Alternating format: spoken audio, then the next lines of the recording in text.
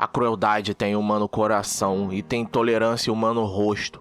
O terror a divina humana forma, o sincretismo humano traje posto. O humano traje é ferro forjado, a humana forma, forja incendiada, o humano rosto, fornalha bem selada, o humano coração, abismo seu enfaimado. Canções da experiência, William Blake. Alô, Alex Suzamen, bem-vindo a mais uma sessão do Cineclube Murnau, um projeto do Azul de Saturno.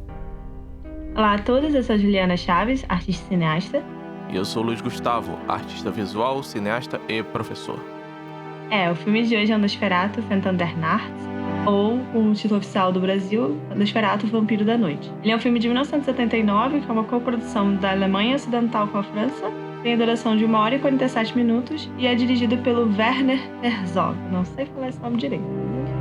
O roteiro também é do Herzog, baseado no livro do Drácula de Bram Stoker. E também no filme Nosferatu do Murnau, né? É um filme de 22. O Herzog, ele nasce na Alemanha, ali em 1942, né? Ou seja, ele nasce bem perto do final da Segunda Guerra Mundial. Então ele já cresce nesse clima pesado da Alemanha do pós-guerra. E esse filme traz um pouco disso. A história do filme, ela segue basicamente o que a gente vê tanto no livro do Bram Stoker, né, Drácula, quanto no filme Nosferatu, uma Sinfonia de Horror, do Murnau. Eu acho melhor voltar e explicar um pouco o Nosferatu do Murnau, porque ele faz sentido tendo em relação a esse, né? No Nosferatu do Murnau, ele tem um certo problema porque ele chega a pedir à viúva do Bram Stoker os direitos autorais do livro, ela não cede, então ele reescreve o roteiro, mudando o nome de alguns personagens, então, tipo, de Jonathan vira Ruther, e alguns outros personagens, né? De Drácula vira Nosferatu, que é não morto. Ele tem essas pequenas mudanças, incluindo o final, né? O final do livro, ele tem muito mais uma questão proativa do próprio Van Helsing, que ele vai lá e ele é o cara que sabe tudo e acaba matando o vampiro, enquanto no filme do Murnau não existe essa figura do Van Helsing e meio que parece que o Nosferatu morre por acaso, porque ele se distrai enquanto ele bebia o sangue da Helen, se eu não me engano, que é esse o nome da mina naquela versão do filme.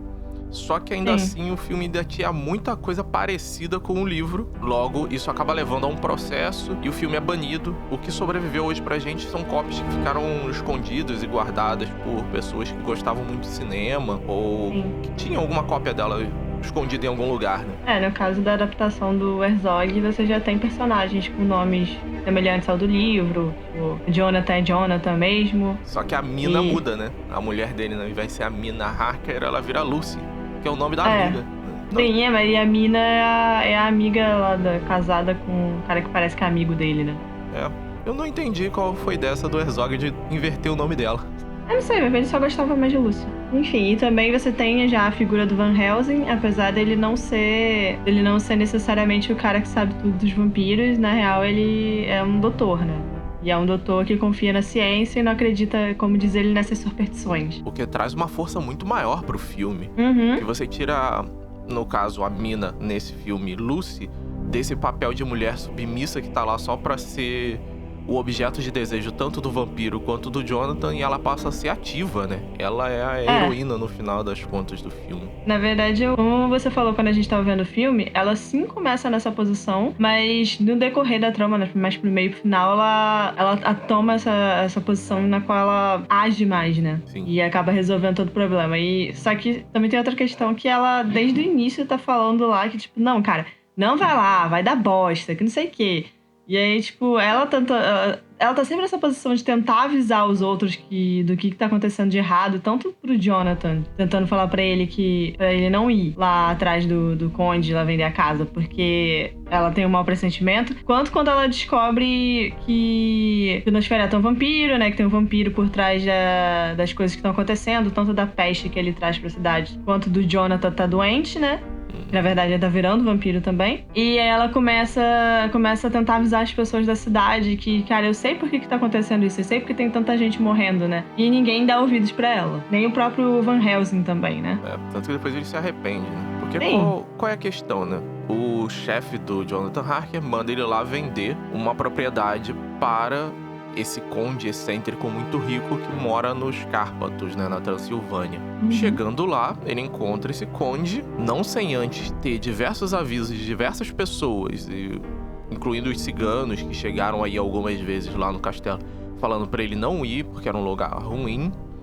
Mesmo assim, ele vai, começa a fechar negócios com esse conde. O conde acha a foto da noiva dele, fala que ela tem um belo pescoço. Né? E aí começa todo o problema, né? O vampiro começa a sugar o sangue do Jonathan e ele não faz a menor ideia do que tá acontecendo. Pra ele tudo parece um sonho. Ao mesmo tempo que ele já começa a armar o plano pra ir pra Wismar, né? Que é uma bela cidade ali no norte da Alemanha, com um pouco de ascendência sueca e tal. O vampiro consegue o plano dele de ir pra cidade e ele vai levando um monte de ratos, que acaba espalhando a peste por toda a cidade. As pessoas são avisadas pra não irem pras ruas e acontece que tá todo mundo na rua festejando. As pessoas são... elas têm noção do quão perigoso é a peste, mas não estão nem aí. A mina tenta avisar eles sobre esse mal que tá vindo e como é que eles podem enfrentar e ninguém ouve. Daí ela toma a decisão de falar, não, então eu vou ter que fazer isso sozinha, né? Exatamente. Acaba que uma pessoa só tem que enfrentar sozinha um ser que tá vivo há muito mais tempo do que se pode imaginar.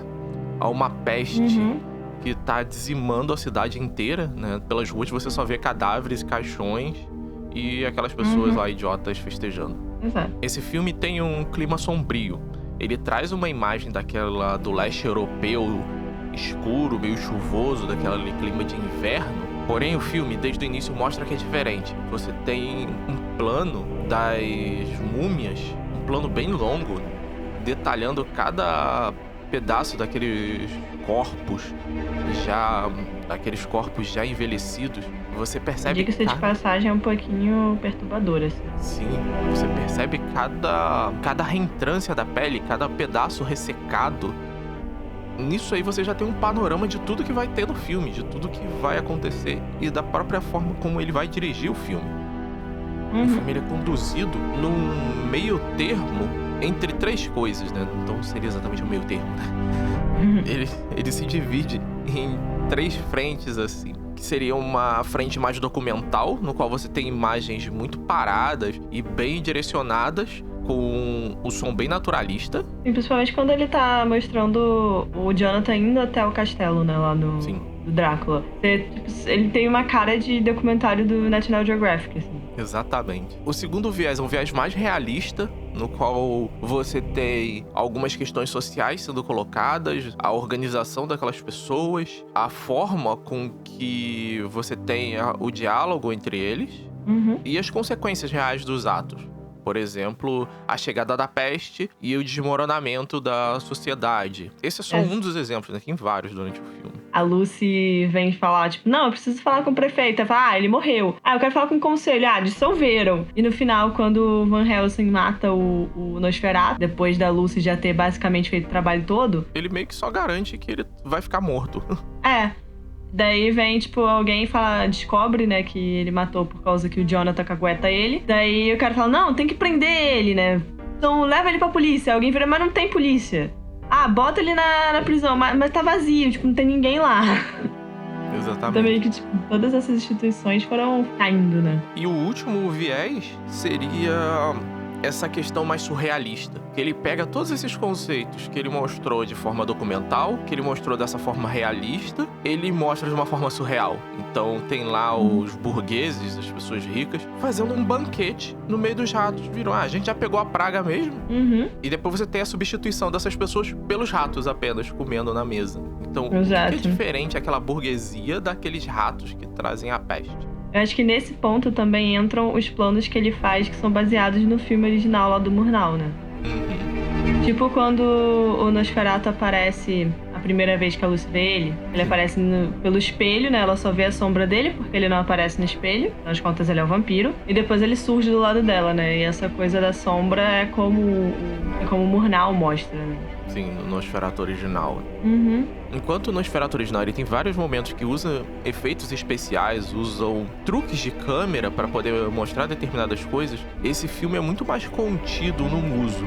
tem poucos usos, acho que dá pra contar nos dedos a quantidade de vezes que ele usa efeitos visuais, obviamente todos práticos, no filme. Porém, todos eles servem passar algo concreto. Então, o fato talvez do Nosferatu não aparecer no espelho e depois você ter a sociedade ignorando completamente ele, enquanto a mina tá dando os avisos, e fala, não, isso não existe, é superstição. Talvez esteja um pouco nisso, né? É como a mina vê e como a sociedade vê. Não sei, posso estar dando uma viajada nesse pedaço. Mas esse filme, ele dá essa possibilidade, né? Sim. Parece uma questão a se pensar, são os planos longos. Ele tem uma série de planos no qual a câmera vai seguindo algum personagem. E são planos longos e às vezes sem som. Ou o som é muito natural, que é o som, sei lá, do passo do Jonathan enquanto ele caminha pelo castelo. Ou de longe você só ouve aquela música, acho que tocada em órgão, né? Uma música bem pesada. E a mina andando no meio das pessoas na praça. Mina não, Lucy. Sim, esse também, de certa maneira, colabora pra ideia de solidão dos dois também, né? Tanto no caso dele, de solidão, de estar, tipo, literalmente sozinha ali andando no meio do nada. E a dela de estar, tipo, de ninguém acreditar nela e ela ter que lutar sozinha, né? Exato. E é meio bizarro também, porque no final das contas ela luta, morre pra salvar geral que não tava nem aí pra ela, né, de certa maneira.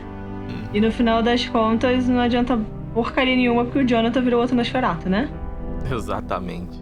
E aí, se a gente for pegar uma questão agora histórica e política, ele faz esse filme no final da década de 70. É o auge da Guerra Fria. É um momento... Falta ainda mais ou menos, acho que uns 10 anos pra queda do Muro de Berlim. A Alemanha ainda estava dividida. Tanto que o filme fala... Tanto que na coisa do filme tá dizendo que a Alemanha é ocidental, né? Não a Alemanha. Exatamente.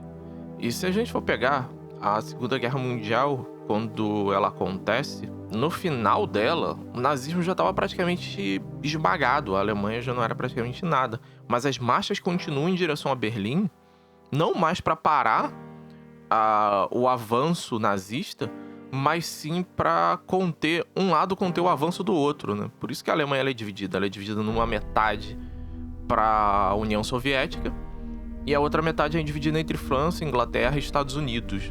Se não me engano, são só esses que entram. E esse clima de divisão e esse clima desse terror que pode vir, esse terror ancestral que tá adormecido em algum lugar, que pode voltar, ele meio que permeia esse filme. Porque a Romênia, ela tá ali naquele enfileiramento da cortina de ferro, onde tem esse terror talvez aí de um medo meio soviético. Ao mesmo tempo você tem uma crise se instaurando no capitalismo, que é aquela crise do petróleo. Ou seja, esse contexto social inteiro, ele pode talvez ter influenciado na forma como esse filme se monta. Porque se a gente pegar o Nosferatu e o próprio Drácula, o Nosferatu que eu digo aqui, o de 22, lá do Murnau, eles têm, de certa forma, um final um pouco otimista, né? No Nosferatu do Murnau, quando o Nosferatu morre, bate o sol nele e ele vira fumaça, e acabou. No Drácula de Bram Stoker é colocado a estaca nele, também acabou.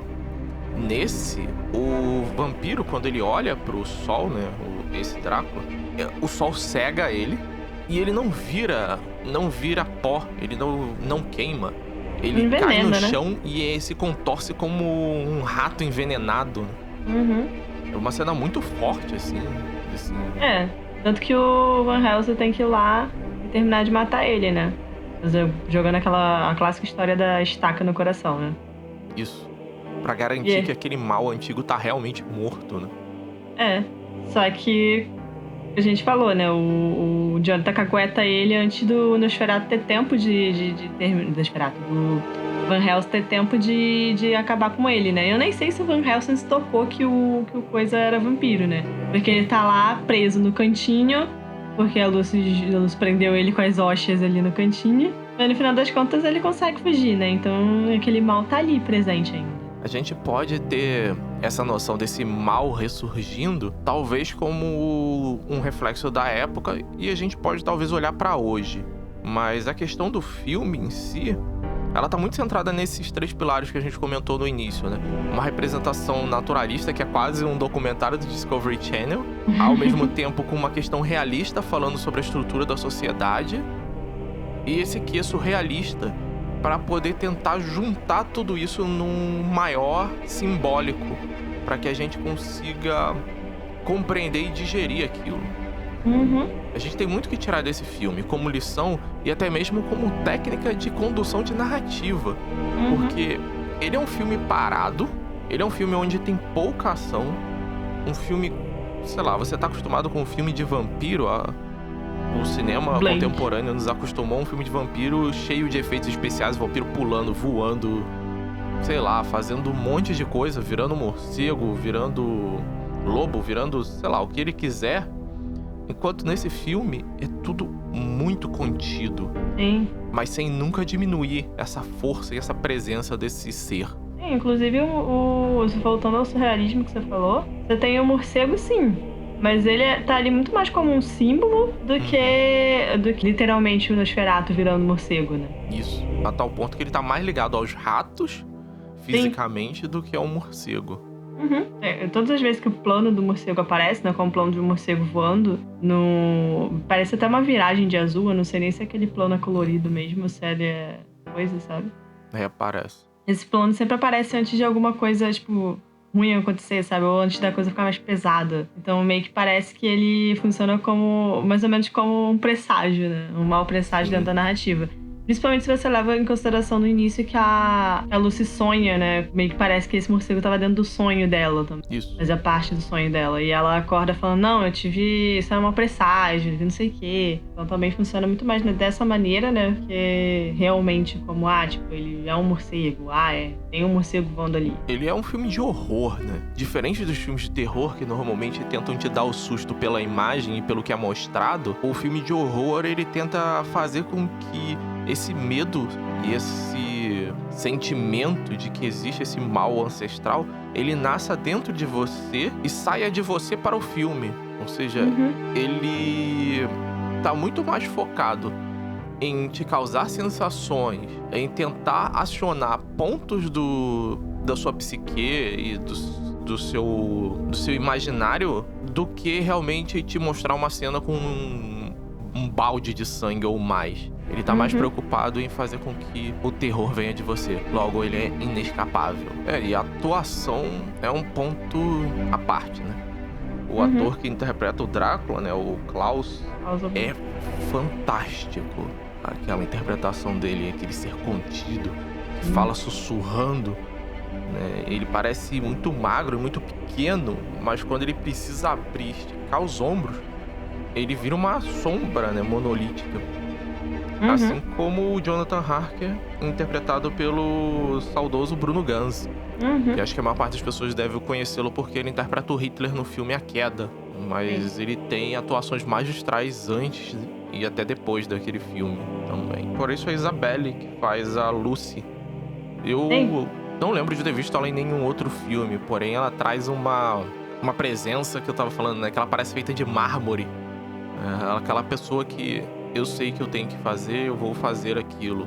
É um arquétipo muito diferente do que a gente normalmente vê de mulher sendo representada no cinema. Ela é uma mulher ativa, uma mulher que sabe o que tem que fazer, né? Como a gente falou. Enquanto o homem da ciência tá com medo e não faz a menor ideia do que fazer, ela olha e fala, eu sei o que eu tenho que fazer e eu vou fazer. Na verdade, nem só não fazer ideia do que tem que fazer, né? Ele hesita o tempo inteiro, né? E a desculpa dele é, não, a gente precisa analisar isso pelo lado da ciência, que de certa maneira não é errado também, mas o problema é que ele tá usando isso como desculpa, né? Do tipo, não, a gente tem que olhar muito bem e ficar evitando ao invés de chegar lá e fazer, sabe? Porque na real ele só tá falando que tem que olhar, tem que pesquisar, tem que não sei o quê, mas ele nunca faz nada, sabe? Se ele realmente estivesse pesquisando, era outra história. Exato. Ó Rosa, estás doente? O verme invisível que voa pela noite displicente na tempestade terrível. Teu leito descobriu, de gozo carmesim, e o seu amor, secreto e sombrio, te consome a vida, enfim. A Rosa Doente, de William Blake.